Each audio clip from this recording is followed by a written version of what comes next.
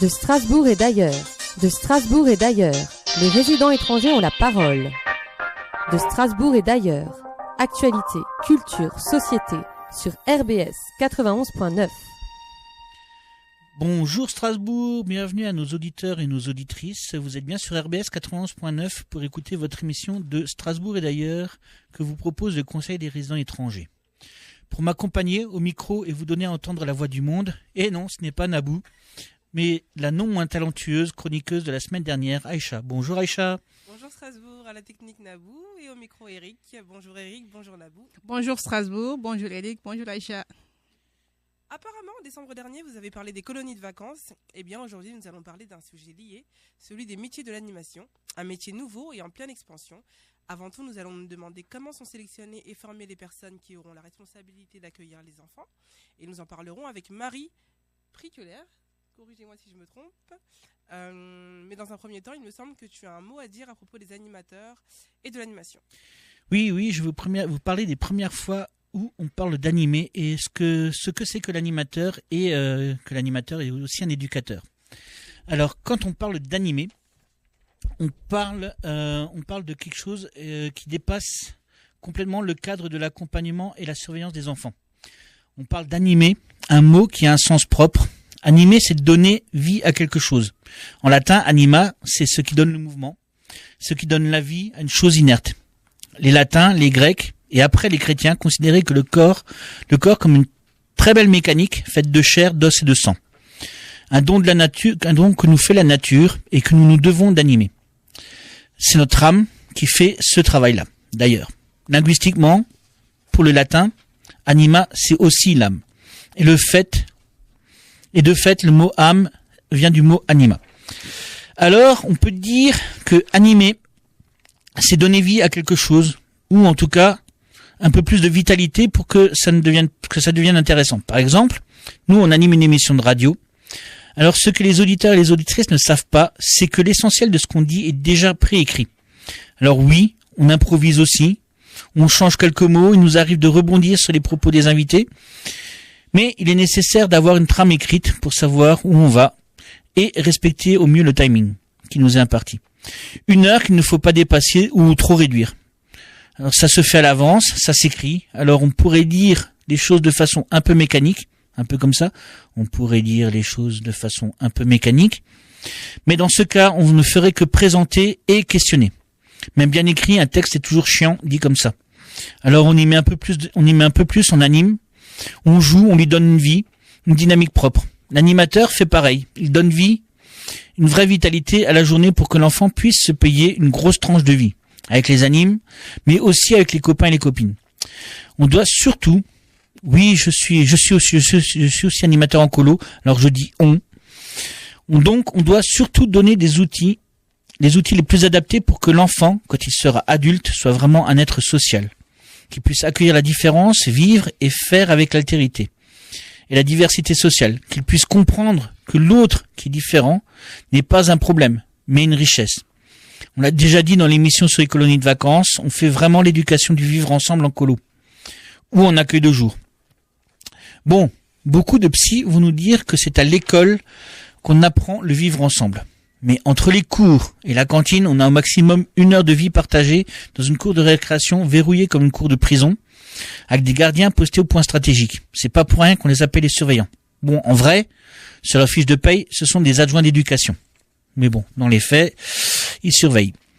L'animateur va jouer avec eux, avec les enfants, discuter avec eux, gérer avec eux, et leur apprendre à gérer leur colère, leurs chagrins, leurs histoires, leurs petites amourettes, etc., etc.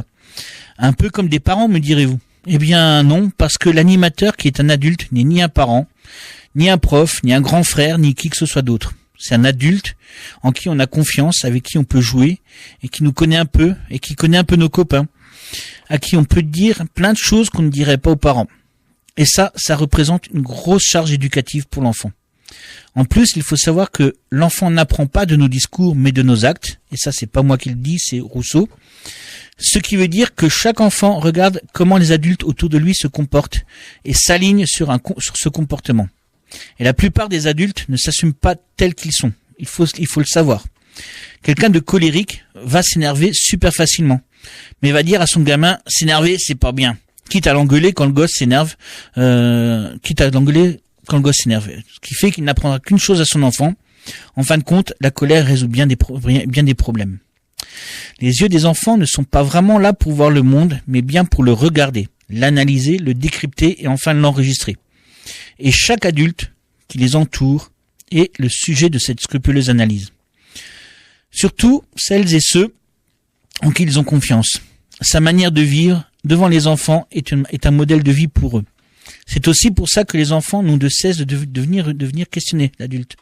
Ah, t'es marié, t'as des enfants, t'as une copine, tu crois en Dieu, etc., etc. Oui, c'est des questions que j'ai déjà eues, c'est pour ça que je l'ai dit. Donc ils viennent voir et ils viennent noter la pertinence d'un autre modèle. Ainsi, ils auront bien plus d'opportunités de mener leur vie comme ils l'entendent, et c'est un principe émancipateur. Mais revenons aux colonies de vacances. À l'origine, elles ont existé sous deux modèles différents, sanitaires et éducatifs. Dans le premier cas, il s'agit de mettre les enfants au bon air, à une vie montagnarde, pour qu'ils puissent revenir en ville dans leurs usines un peu plus en forme. Dans le second cas, ils partaient en voyage scolaire avec les instituts pendant les vacances. Peu à peu, ça a évolué, et heureusement. Il s'agissait de proposer d'autres activités aux enfants en vacances, dans un autre lieu que celui de leur quotidien. Et à l'origine, la forêt vosgienne a été le principal lieu colonisé par les petits Français qui voulaient s'égayer dans la nature. Les premières colonies de vacances ont été construites dans les collines de ce massif. Mais les adultes qui les encadraient, bien que volontaires et bien souvent bénévoles, n'étaient guère plus que des surveillants, portant un regard sévère mais juste sur les enfants dans la cantine, les enfants dans le dortoir ou les enfants en balade. Et une ou deux autres activités quand ils avaient l'occasion ou la connaissance suffisante pour en proposer d'autres. L'essentiel des colonies vivait sur ce modèle. Un adulte pour 40 enfants à peu près encasernés. Il y avait heureusement des exceptions, des directeurs ou des directrices qui faisaient jouer des organismes comme les scouts ou les éclaireurs de France, qui proposaient plein de petites choses comme ça à faire tout au long de la journée. Aussi, après avoir constaté que c'est par manque de formation que les adultes qui veillent sur les enfants en vacances se contentent d'être surveillants, une petite bonne femme qui s'appelle Gisèle de Failly met tout en œuvre et emploie toute son intelligence et une énergie considérable pour créer les premières formations d'instructeurs des centres d'entraînement à la formation d'instructeurs. Alors ce nom d'instructeur va évoluer en moniteur, ça va être les monos, le nom le plus connu pour les animateurs, et en animateur. Et la formation va devenir la formation BAFA. Alors attention, le BAFA, c'est le brevet d'aptitude aux fonctions d'animateur, et son corollaire pour les directeurs, c'est le BFD, brevet d'aptitude aux fonctions de directeur. Ce ne sont pas des diplômes professionnels, ce sont des brevets qui permettent de certifier de l'aptitude des personnes pour encadrer des enfants en ACM. Alors les ACM, c'est les accueils collectifs de mineurs, généralement c'est les colonies de vacances ou les accueils de jour. Grosso modo, vous voulez faire des colos comme anime ?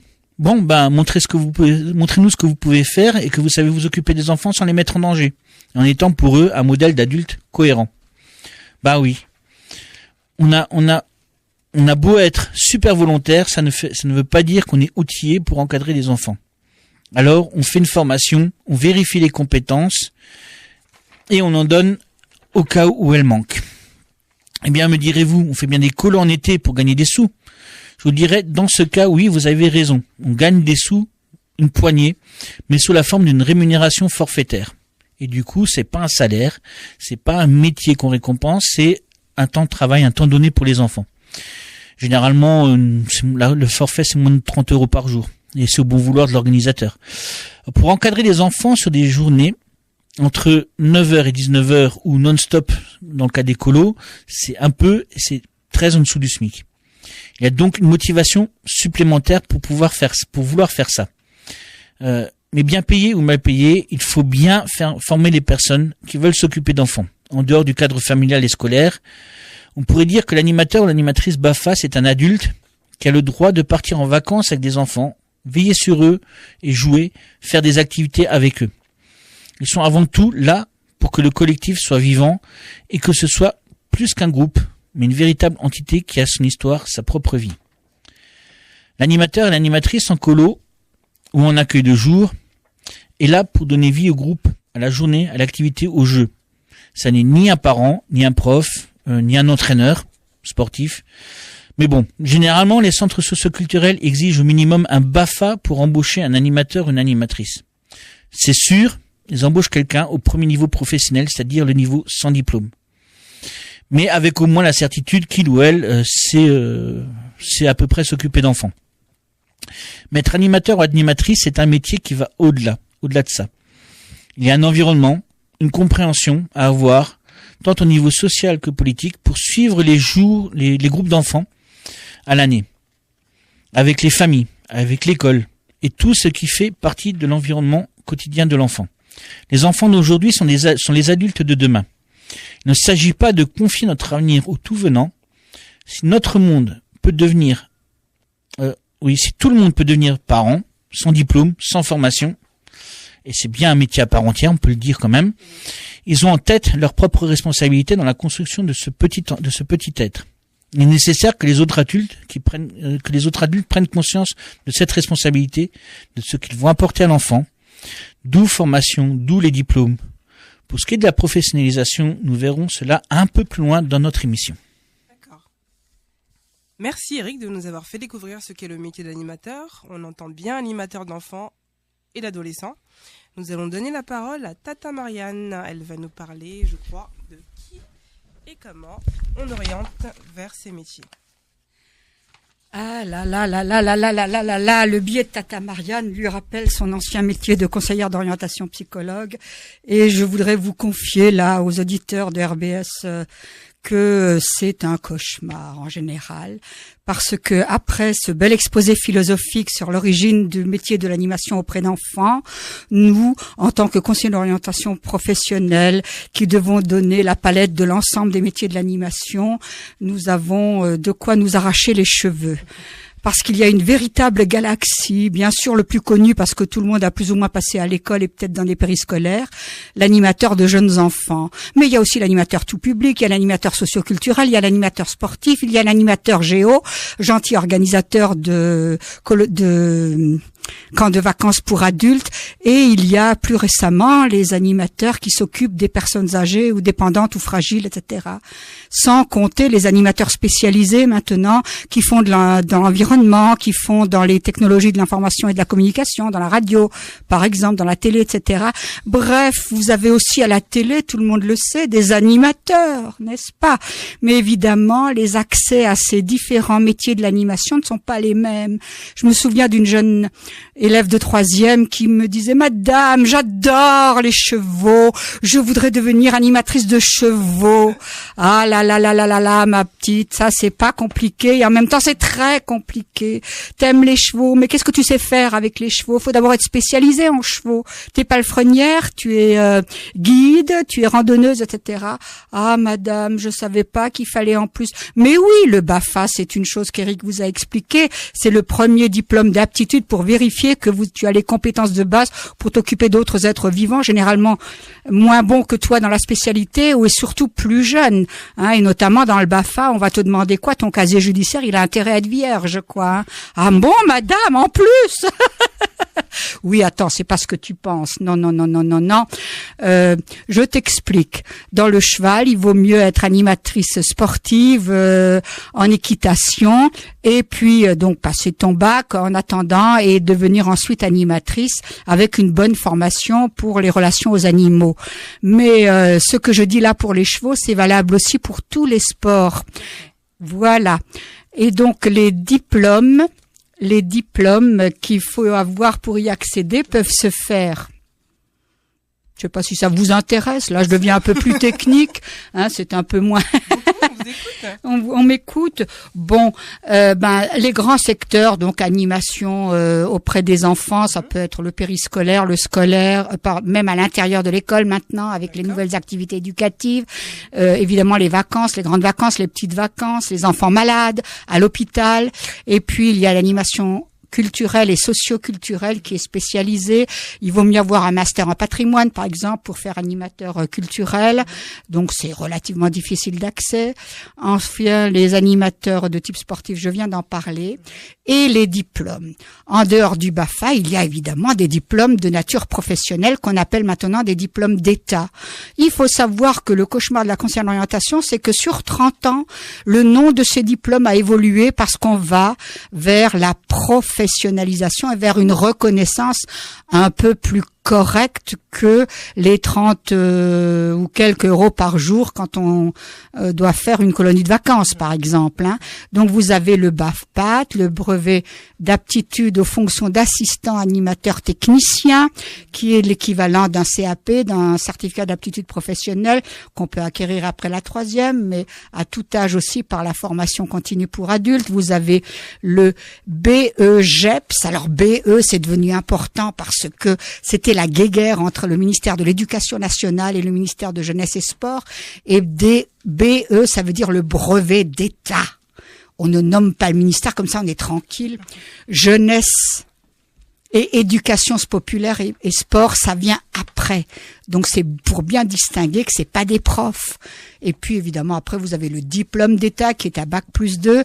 Et puis plus récemment vous avez le CQP, le certificat de qualification professionnelle, qui est un certificat qui a été inventé par les artisans pour des diplômes de niveau CAP ou dans les régions, et qui maintenant est également ouvert aux adultes et à l'animateur et à l'animation, parce qu'il y a de plus en plus de personnes, et notamment des femmes, pour qui c'est devenu plus qu'un travail d'appoint, un travail tout court, un travail auprès des enfants, et qui refont leur reconversion professionnelle là-dedans. Et puis, vous avez évidemment maintenant les diplômes de l'éducation nationale, de l'université, comme le DUT, la licence carrière sociale, avec une option d'animation. Et puis, comme dit, si en plus vous avez un master dans une spécialité quelconque, c'est toujours mieux. Alors, vous voyez le parcours, c'est pas simple.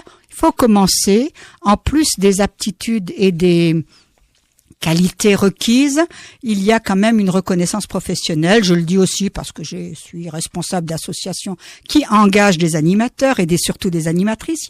Il y a 80% de femmes, pour 20% d'hommes à peu près, dans ce métier-là, sauf dans quelques spécialités scientifiques, par exemple, environnement, radio, etc. Eh bien, là-dedans, il vaut mieux avoir le diplôme pour pouvoir être payé avec la convention collective des métiers de l'animation. Voilà. Ce que je voudrais dire simplement, c'est que si vous avez envie d'y aller vraiment, allez au CIO le plus proche, Centre d'information et d'orientation, tapotez sur onicep.fr, et puis si vous avez envie de discuter avec Tata Marianne, venez au petit café cool qui se tiendra à l'espace autogéré Mimir dans des conditions relaxes le lundi prochain, 26 avril, entre 5 et 7. Voilà. Et du coup, nous allons laisser un peu à nos auditeurs, nos auditrices, le temps de la réflexion pour une petite pause musicale. Alors, ça laissera. Non, elle s'est déjà installée, donc du coup, on va quand même faire une pause musicale. Alors, je vous propose d'écouter une des versions musicales du chef-d'œuvre d'Amy Winehouse, Back to Black, joué par Ramin Djawadi. Et du coup, c'est parti pour la musique. Allez. De Strasbourg et d'ailleurs, les résidents étrangers ont la parole. De Strasbourg et d'ailleurs, actualité, culture, société, sur RBS 91.9. Bonjour Strasbourg, nous sommes encore sur RBS 91.9 avec notre émission De Strasbourg et d'ailleurs, les résidents étrangers ont la parole. De Strasbourg et d'ailleurs, actualité, culture, société, sur RBS 91.9. De retour sur RBS 91.9 avec notre émission De Strasbourg et d'ailleurs. Nous avons également une page Facebook. N'oubliez pas de nous y laisser un petit commentaire et un pouce bleu. Et un petit pouce bleu pour parler avec nous aujourd'hui des métiers de l'animation. Marie Priquelaire, bonjour. Bonjour. Est-ce que vous pouvez nous présenter pour nos auditeurs et nos auditrices est-ce que vous pouvez vous présenter et nous parler de vos rôles et fonctions ainsi que de l'organisme de formation, s'il vous plaît? Alors, je suis permanente et militante au CMEA d'Alsace et responsable de formation professionnelle et référente de l'action culturelle Je parle de militantisme parce que les CMA, c'est donc Centre d'entraînement aux méthodes d'éducation active, sont un organisme de formation à l'animation, volontaire et professionnel. Eric en a un peu parlé tout à l'heure. Mais c'est aussi et surtout un mouvement d'éducation populaire et une association d'éducation nouvelle. C'est-à-dire qu'on inscrit la formation des animateurs et animatrices dans une démarche d'émancipation et de transformation des personnes, en s'appuyant sur la pratique collective d'activité, le groupe comme espace formatif, l'expérimentation. Alors, est-ce que vous pouvez nous dire quels sont les diplômes qui sont liés à l'animation professionnelle et quelles sont les différences entre ces différents diplômes? Oui, alors je vais essayer de ne pas faire trop long, c'est assez jargonneux avec beaucoup d'acronymes. Ça va du niveau 5, c'est-à-dire un niveau CAP, au niveau 2. Le niveau 5, donc c'est le premier pas dans la formation professionnelle, c'est le BAPAT, brevet d'aptitude professionnelle d'aide animateur technicien. D'accord. C'est un diplôme qui... alors, c'est une des dernières années où il existe sous cette forme, et c'est dommage parce qu'il forme... alors, il y a un tronc connaissance des publics, mais il forme aussi et surtout à la pratique d'activité et au cœur de métier, c'est-à-dire que les animateurs et animatrices sont formés aux activités manuelles, aux jeux sportifs, aux jeux et à la fabrication de jeux. Donc, ça fait vraiment des animateurs qui sont outillés pour agir sur le terrain et mettre en activité les enfants à partir d'outils concrets. Ensuite, on a les BPGEPS, donc, qui se déclinent sous plusieurs mentions qui vont, Marianne en parlait tout à l'heure, des mentions sportives qu'on ne porte pas au CMA, mention animation sociale, loisirs tout public. Celui que nous, on porte au CMA d'Alsace, c'est un brevet professionnel d'animateur, animatrice culturelle, donc qui utilise les pratiques d'activité artistique et culturelle comme outil d'éduc-pop et de création, de pratiques collectives, de rencontres avec des artistes. Et puis le niveau au-dessus qui est le DEGEPS, qui est un diplôme de coordinateur, coordinatrice en centre socio-culturel. D'accord. Quels sont les profils de personnes que vous formez? À qui et pourquoi vous conseillerez d'entamer l'une de ces formations? Alors pour les BPGEPS et les DEGEPS, c'est des formations qui sont on a 3 types de publics. C'est des formations qui sont accessibles pour des personnes qui sont en poste. Alors ça peut être des personnes qui sont en poste depuis parfois 10 ans, 15 ans et qui ont envie de promotion ou de faire un pas de côté, de se former aussi sur ce type de formation. La formation est... On peut passer à côté de la formation et avoir le diplôme, comme entrer en formation et être transformé, ne pas avoir le diplôme, c'est pas directement... Il y a les deux existent et les deux ont un même enjeu. Donc on a des personnes en poste avec une prise en charge employeur qui ont envie d'évoluer, de changer. On a c'est accessible par les voies d'apprentissage pour les personnes de moins de 30 ans maintenant. D'accord. Donc ce sont les centres de formation des apprentis. Et puis, c'est aussi accessible pour des demandeurs, demandeuses d'emploi dans le cadre d'une prise en charge par la région. Donc, on a des stagiaires qui ont sur les BPGEPS, DEGEPS, entre une petite vingtaine d'années et ça peut aller jusqu'à 40-50 ans. D'accord. Alors, du coup, quelles sont, selon toute vraisemblance, les qualités, les compétences, enfin tout ce qu'il faut pour être un bon animateur ou une bonne animatrice sur le terrain. Quelles sont les compétences et est-ce qu'on doit être un bon couteau suisse ou est-ce qu'avec un grand nombre d'outils où il y a vraiment d'autres critères quoi, d'autres qualités où on peut s'en sortir juste avec une seule connaissance et puis on y va. Alors un bon animateur, une bonne animatrice, c'est difficile à définir ce qu'est un bon animateur, une bonne animatrice. C'est important d'être outillé, de pouvoir s'appuyer sur de la compétence, je pense, pour technique, ne serait-ce que pour être sécurisé avec les publics et les mettre en activité. Après, ce qu'on travaille énormément, c'est la question du sens qui est donné à l'action, de ce qu'on cherche à faire, de comment on sort de l'occupationnel pour animer vraiment dans une démarche d'éduc-pop, c'est-à-dire en conduisant les enfants à agir, à réfléchir, à expérimenter, à s'interroger. Et après, les leviers qu'on utilise, ils peuvent être différents. Ça peut être la culture, le sport, les activités manuelles, l'environnement. Mais la question du sens, elle est vraiment au cœur de toutes les formations qu'on porte. Du coup, la question du sens au cœur des formations, ça veut dire ça. Est-ce que ça veut dire aussi que le métier d'animateur, c'est pas comme dans les parcs d'attractions où on propose juste des trucs à faire et puis après on passe à la suite. Ce qui définit l'animation par des moyens d'éducation nouvelle et dans une démarche d'EducPop, c'est le fait de faire avec les gens et pas pour eux. C'est-à-dire que quand on anime, on se met en activité aussi et ce qu'on fait vivre, on le vit pour soi. Et il y a toujours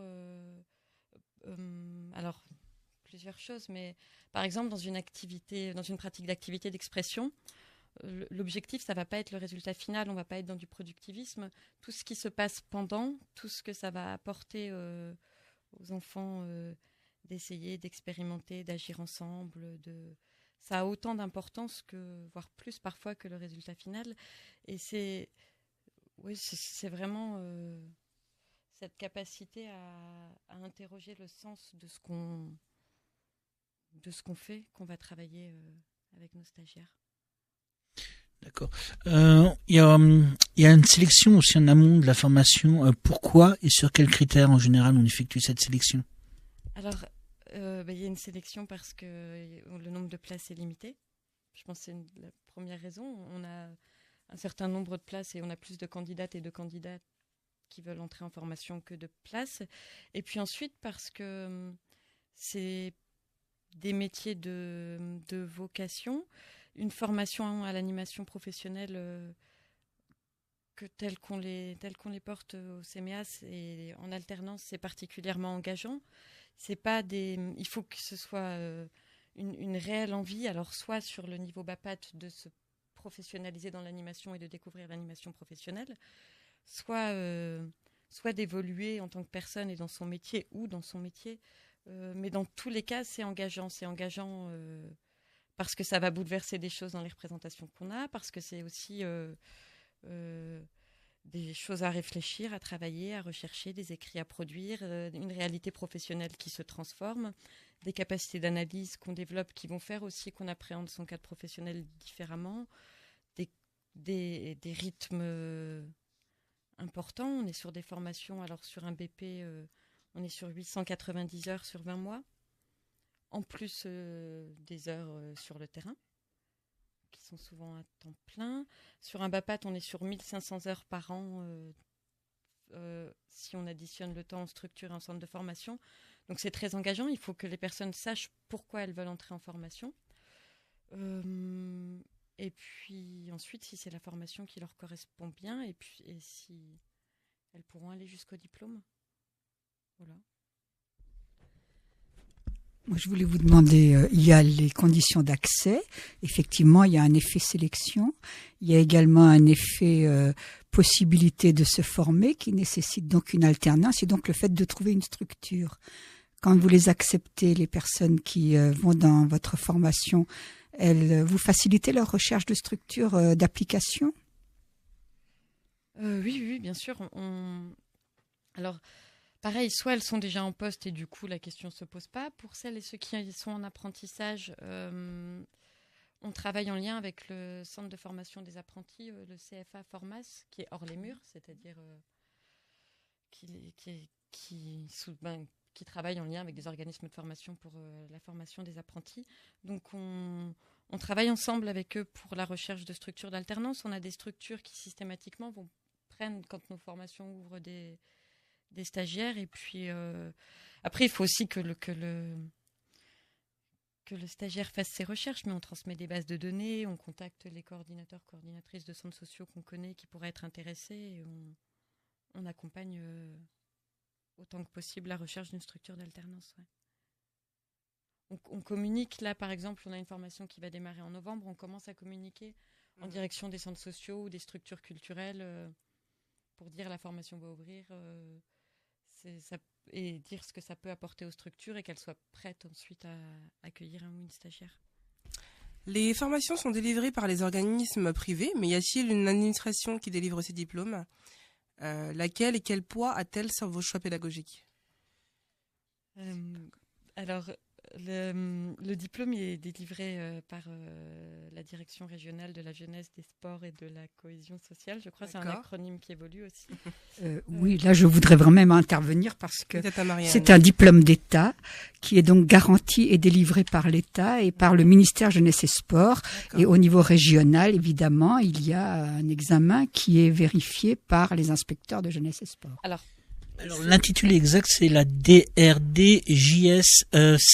Alors, c'est la Direction régionale et départementale de la jeunesse, des sports et de la cohésion sociale. Donc, les services décentralisés du ministère de la jeunesse et des sports.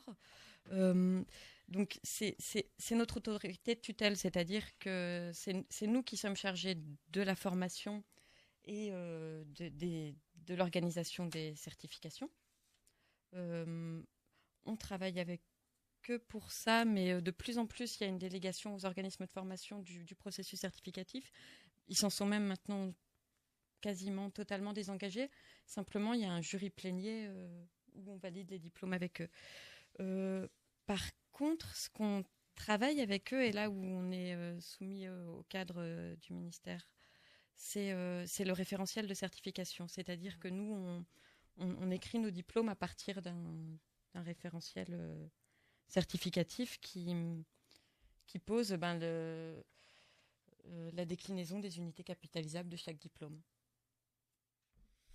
Est-ce qu'on peut avoir des exemples d'unités capitalisables? Parce que je suis pas sûr que ça parle vraiment à nos auditeurs. Ouais. Alors sur un BPGEPS qui vient d'être réformé, il y a 4 unités capitalisables.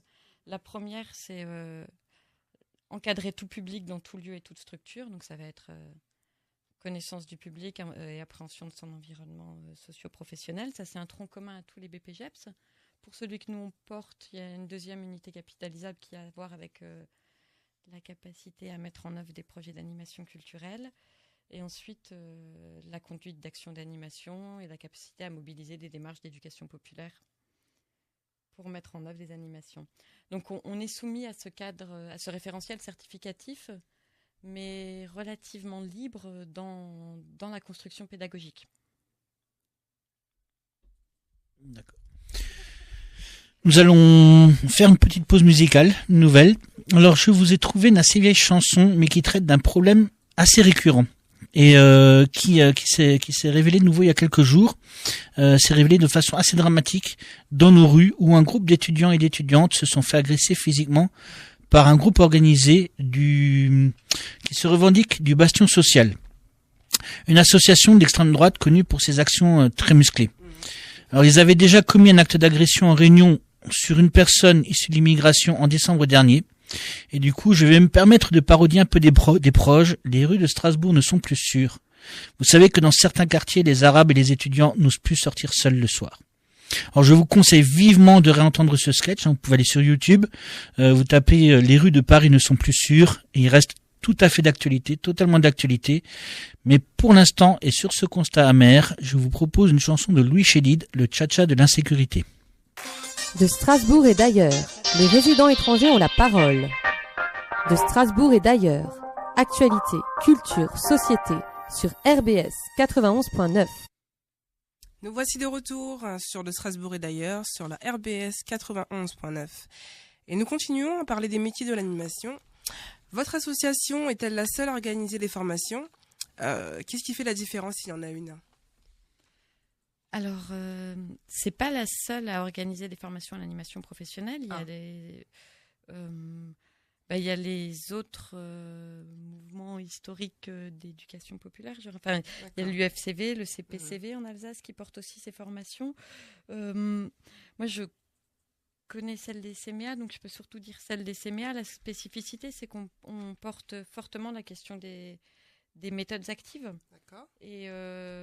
Et de l'apprentissage par l'expérimentation, c'est-à-dire que si on prend le cas plus particulier, par exemple, d'une des formations qui est le BPGEPS animation culturelle, pour travailler la connaissance des publics, on va partir de la réalité de terrain de chacune des stagiaires et faire des apports théoriques, mais à partir de ce que eux ont observé ou vont observer sur le terrain, on va travailler avec eux la question de la fabrication d'outils d'observation pour vraiment pas toujours construire le savoir à partir de leurs expériences et de leur réalité. Pour apprendre à mettre en place un projet d'animation culturelle, on va le faire vraiment et le faire collectivement, c'est-à-dire en travaillant en groupe de 3 ou 4. Donc la spécificité, je dirais, des formations telles qu'on les porte, c'est qu'on garde toujours la question de l'expérimentation et de la pratique collective au cœur de nos méthodes d'apprentissage. Voilà. D'accord. Du coup, est-ce que, sur les formations délivrées par les CMA, est-ce que vous avez un exemple plus concret de comment ça fonctionne une journée de formation? Alors, une journée, ça dépend, mais parce qu'elles peuvent être très différentes. Mais si on prend le cas du BPGEPS, donc du animation culturelle, développement d'accompagnement culturel, la formation, elle est organisée. En moyenne, on a une semaine de formation par mois et le reste du temps en structure. Les journées, elles sont de 9h à 17h. On essaie de... Alors, soit on va être vraiment à l'extérieur, donc comme c'est un diplôme d'animation culturelle en pratique d'activité théâtrale au TNS ou au Maillon, ou avec un comédien ou une comédienne, ou sur de la pratique d'activité d'expression avec des acteurs culturels locaux, et soit on va être sur des apprentissages parfois plus théoriques, mais toujours à partir des observations, expérimentations des stagiaires. Dans la structuration de la formation, on est sur 2 ans. On va être globalement sur une première phase de formation où on travaille sur le fait de vivre des choses pour soi en tant que personne, notamment sur la pratique d'activité d'expression et d'animation culturelle. Et puis ensuite sur le fait de le faire vivre et d'être mis en situation professionnelle, soit sur le terrain, soit dans le cadre de la formation, puisqu'on travaille aussi la mise en situation professionnelle en centre de formation. C'est-à-dire que les stagiaires sont amenés à animer des nocturnes étudiantes, des ateliers au théâtre, vraiment à expérimenter continuellement, et à partir de l'analyse, on construit le développement des compétences. Est-ce que, comme animateur ou futur animateur culturel, ils font également des pratiques eux-mêmes culturelles? Oui. Alors oui, la pratique d'une activité d'expression, pas un niveau d'expertise, parce qu'on peut on n'a pas besoin d'être expert dans un domaine pour pouvoir le transmettre et animer, mais la pratique personnelle d'une activité d'expression, c'est un des prérequis à l'entrée en formation en BPGEPS animation culturelle. Quel métier ouvre le type de diplôme que vous délivrez? Alors peut-être je continue en ciblant sur le BP, c'est plus simple. Mais donc ça ouvre au métier d'animateur ou animatrice culturelle. D'accord. Les structures d'alternance, elles peuvent être soit des structures d'animation, donc des accueils périscolaires, des MJC, des centres sociaux culturels, soit des structures culturelles. Donc on a aussi des stagiaires au service éducatif des musées, au service culturel de certaines communes, dans des lieux de diffusion de spectacles vivants. La question, ça va être ce à quoi ils sont formés, c'est d'ailleurs à une fonction autant qu'à un métier, c'est-à-dire à l'utilisation de la pratique d'activité d'expression et l'animation culturelle comme outil du DUCPOP. Du coup, ça veut dire que vous formez des gens à faire des spectateurs autre chose que des spectateurs, en fait.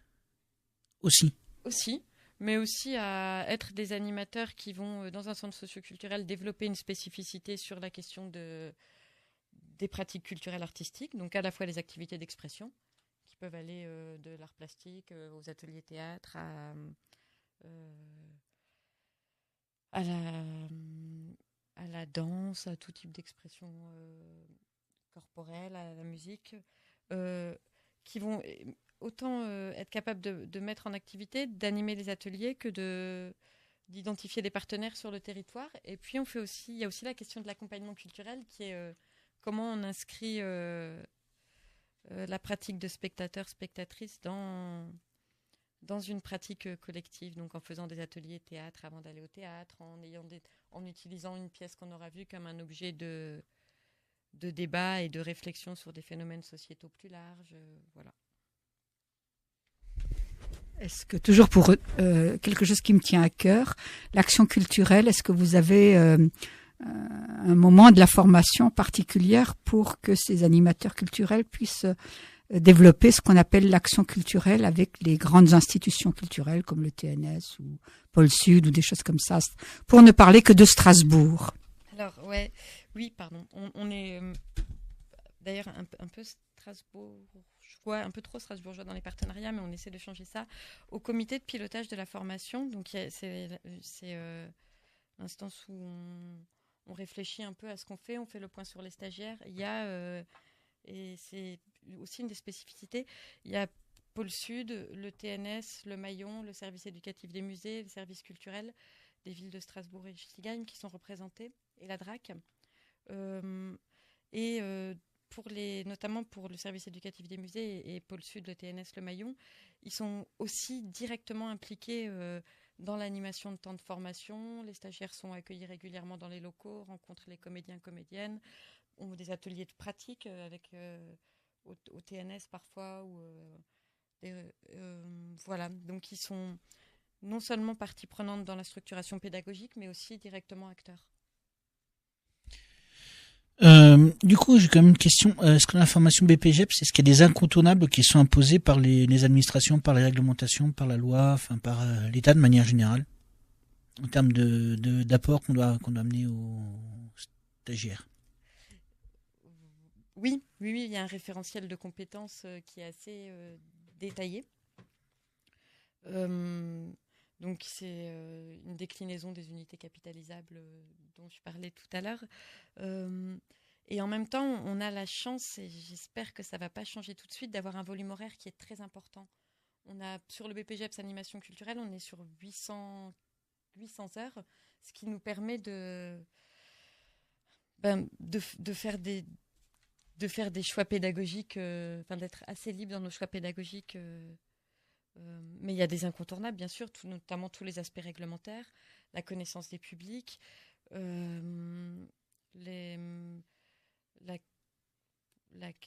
capacité à animer, à animer en sécurité, la connaissance des supports techniques et d'outils d'animation culturelle. Il y a un référentiel de compétences qui est assez détaillé. Ouais. Y a-t-il une réflexion sociale, éducative ou pédagogique concernant l'essor du domaine professionnel de l'animation?